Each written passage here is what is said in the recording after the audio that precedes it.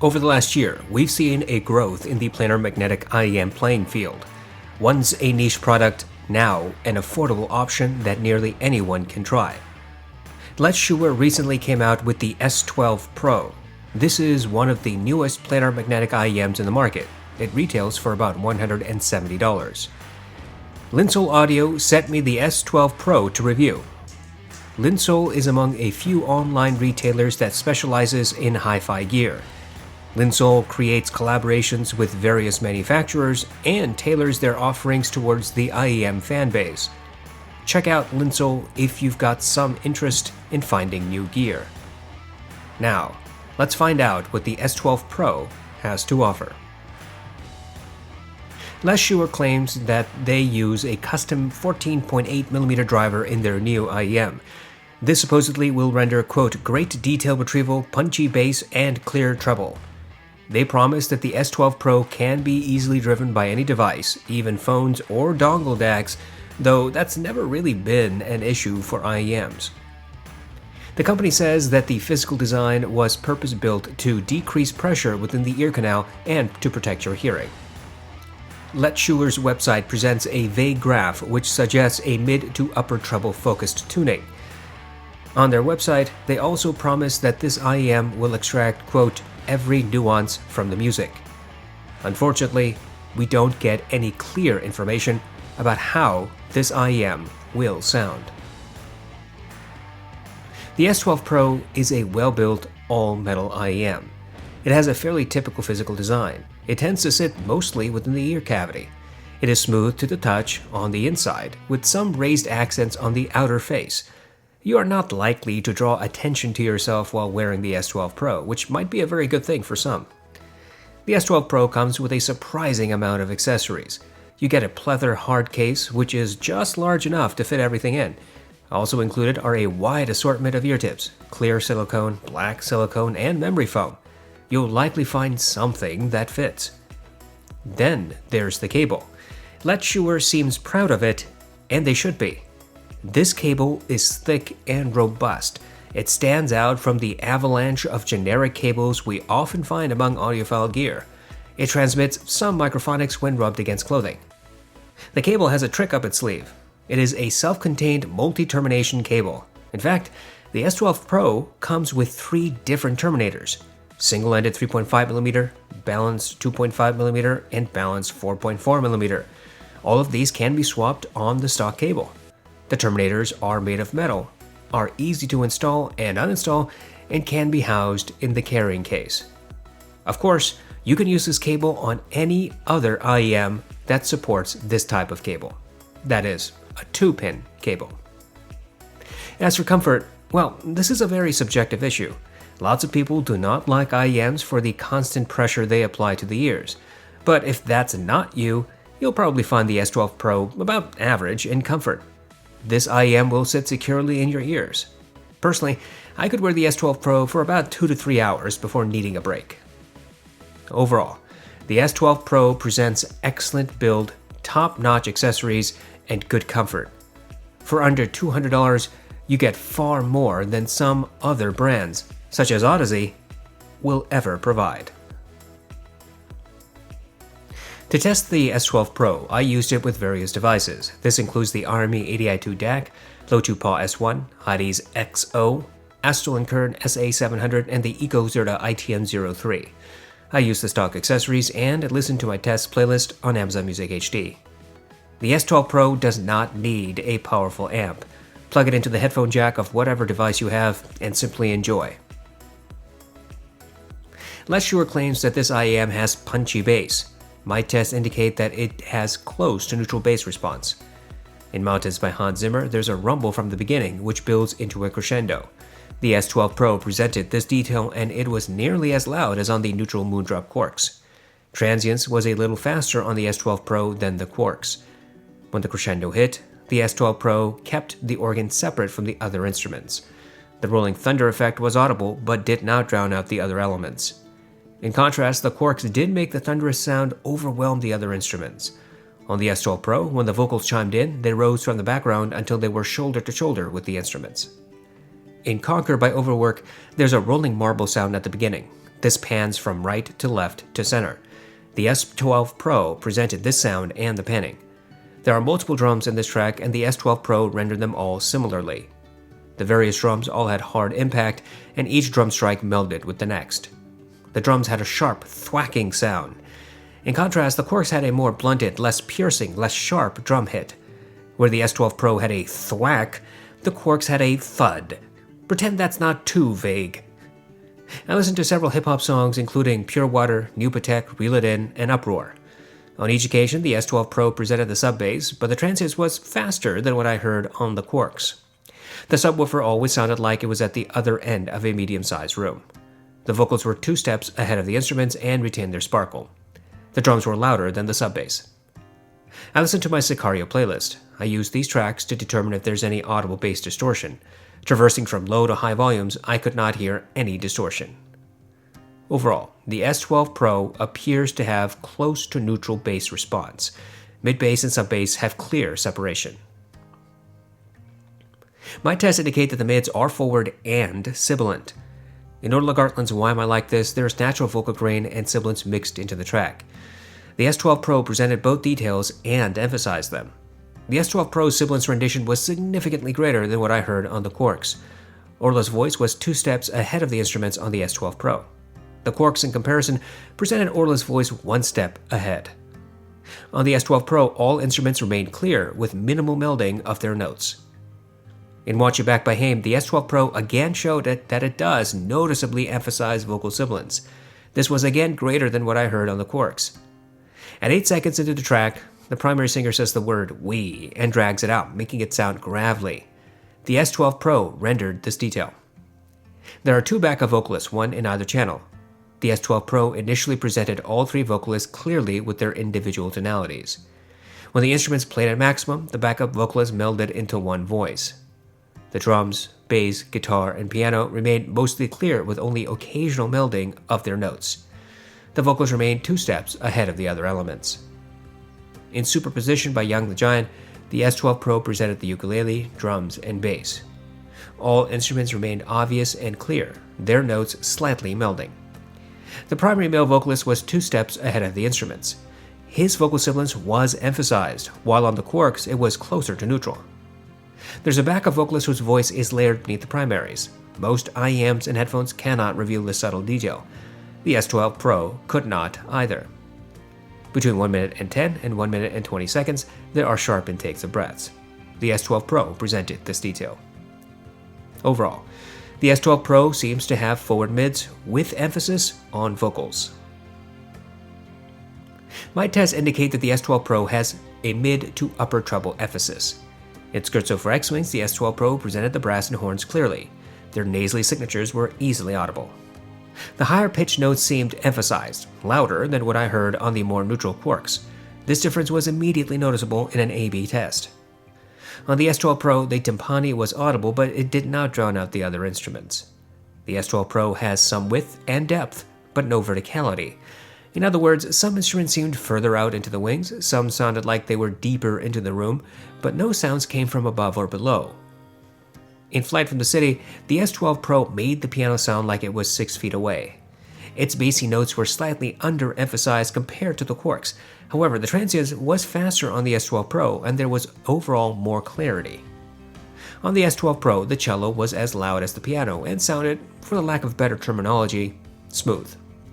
Both instruments remained clear and distinct, barely melding their notes.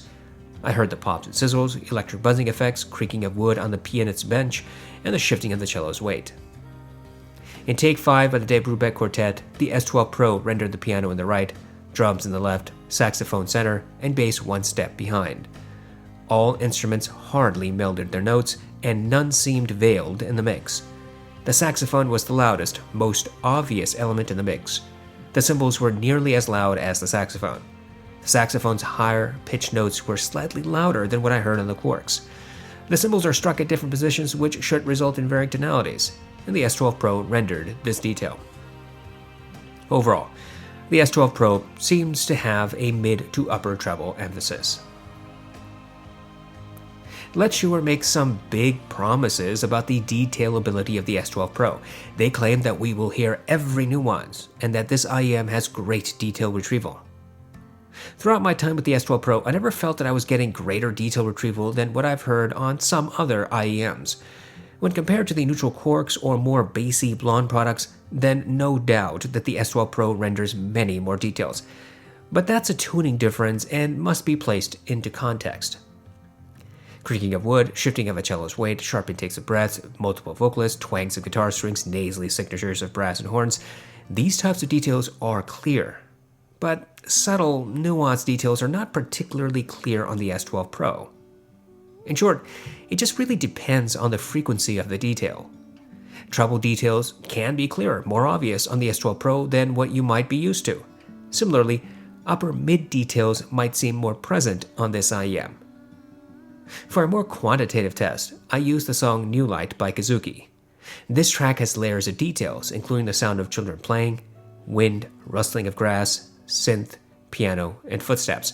I count the number of steps I can hear in the first 60 seconds. The WG-T2 presents 9 to 10 footsteps. The audeze MS2 presents 8 to 9. The Tin Hi-Fi T2 and T2 Evo present 7 to 8. The Moondrop Aria presents 7. The T2 Plus, Blonde BL05, and the The Audio Legacy 2 present 6 to 7. The Moondrop Starfield presents 6 footsteps. The Moondrop Quarks, Blonde BL03, and the Triple Min Melee each present 5 to 6 footsteps. And the S12 Pro rendered 10 footsteps. For my detail resolution scale, I use the Moondrop Aria and Starfield as the average performers. Any IEM that provides more or less footsteps is judged accordingly. Thus, on my scale, the BL03 would be considered below average and the Tin Hi-Fi T2 would be above average. Using the standard, it seems clear to me that the S12 Pro has above average detail retrieval. Letshuoer doesn't say much about the S12 Pro Soundstage. They make some vague comment about it on their website, but nothing concrete. The perception of Soundstage is a combination of the original recording, the tuning of your headphones or IEMs, placement on or in the ears, ear pads or ear tips, and whether the drivers receive sufficient power for peak performance. EQ or DSP will have some effect as well. My experience with the S12 Pro leads me to conclude that this IEM has above average soundstage. Just as with the detail resolution test, I also have a scale for soundstage. For me, this involves, yet again, using the Moondrop Aria and Starfield as the average performers. Anything that has greater or lesser soundstage is judged accordingly. The Tin Hi-Fi T2 and audeze MS2 have above average soundstage. The Blonde BL03 and 05S are average at best and perhaps slightly below average in soundstage based on proper fit. The Starfield, Aria, and Quarks are average. I think the S12 Pro is wider than the Moondrop Aria. However, it appeared to me that the Tin Hi-Fi T2 was as wide as the S12 Pro. Letshuoer sadly does not give concrete explanations of what to expect from the S12 Pro. Punchy bass and great detail are vague concepts, and their frequency response graph is not particularly useful. In my opinion, the S12 Pro has a somewhat V-shaped signature with the bulk of the emphasis placed on the right side of the curve.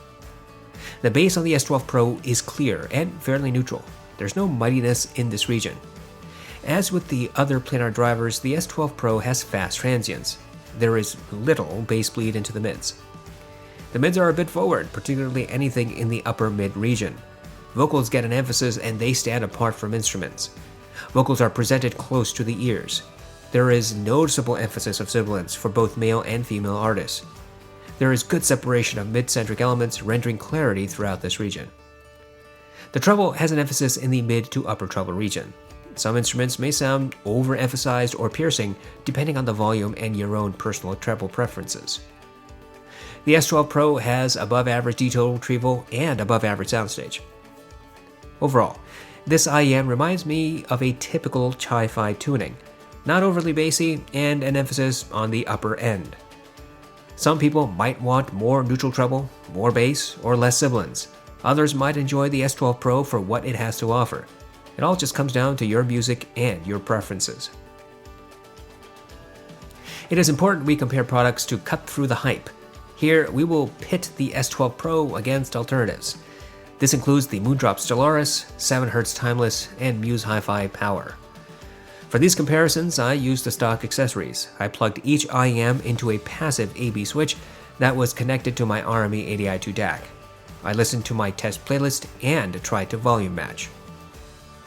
The Stellaris has a bass roll-off compared to the S12 Pro. Transients is similar, as is overall bass clarity. Mid-bass is a bit different as the S12 Pro has sharper drum impacts. The mids are similar. Both IEMs push vocals ahead of instruments and both present vocals close to the ears. Both IEMs emphasize sibilance and in very similar ways. Clarity and separation in this region is more obvious on the S12 Pro. The treble is different. The Stellaris is mostly neutral until an emphasis in the upper treble. In contrast, the S12 Pro has an emphasis in the mid to upper treble area. On both IEMs, cymbals tend to sound nearly as loud or louder than saxophones. Clarity in this area is more obvious on the S12 Pro. The S12 Pro has greater detail retrieval. In my new light test, the Stellaris rendered 6 footsteps. However, both products present similar soundstage. The Timeless has a bass response that is a little bit different. It has a sub-bass roll-off, while the S12 Pro is closer to neutral. Mid-bass is harder and sharper on the S12 Pro. Clarity and separation, along with transients, is similar. The mids are different. While both IEMs have forward vocals and both emphasize sibilance, the S12 Pro has sibilance that is noticeably greater.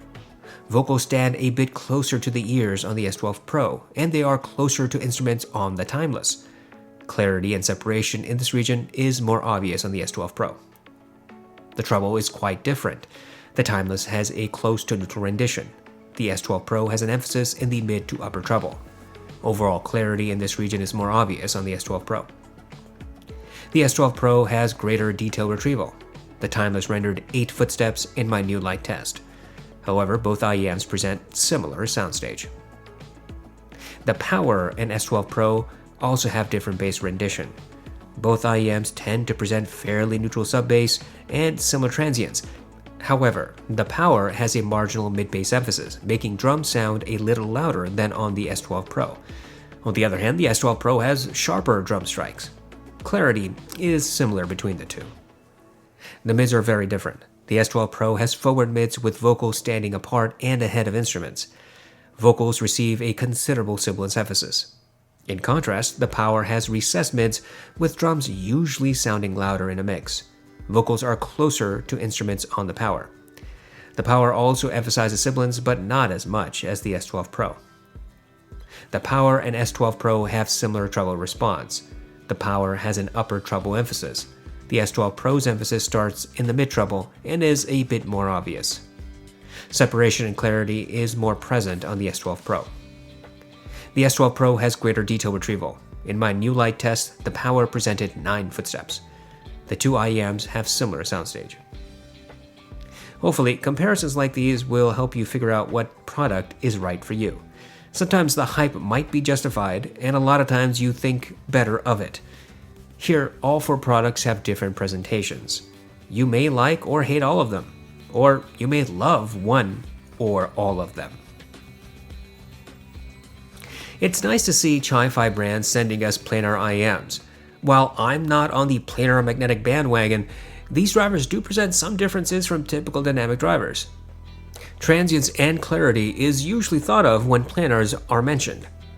So, in the last year, we've seen offerings from Moondrop, Muse Hi-Fi, 7Hz, TRN, Dunu, among many others. Clearly, you have plenty of options. Here, with the S12 Pro, we get typical hi-fi tuning with a slight twist. That twist is the bass on this IEM is actually close to neutral. On the other hand, the usual vocal sibilance and treble emphasis are also present. While I disagree with Letshuoer's marketing that this IEM will render every detail, it does a very respectable job at that goal regardless. If clarity is what you want, you'll get it on the S12 Pro. Comfort, too, is perfectly agreeable. The S12 Pro has a normal IEM design, and when combined with comfortable ear tips, you should have little difficulty wearing it. Then we come to the accessories. They are top-notch. Seldom do we see such attention to this aspect of a product. I have to caution you about seriously considering your own music preferences. If you're sensitive to sibilants and treble, then this IEM is going to sound exceedingly harsh. But if you're not especially bothered by such attributes or you think you can apply EQ, then the S12 Pro is certainly a good option to consider.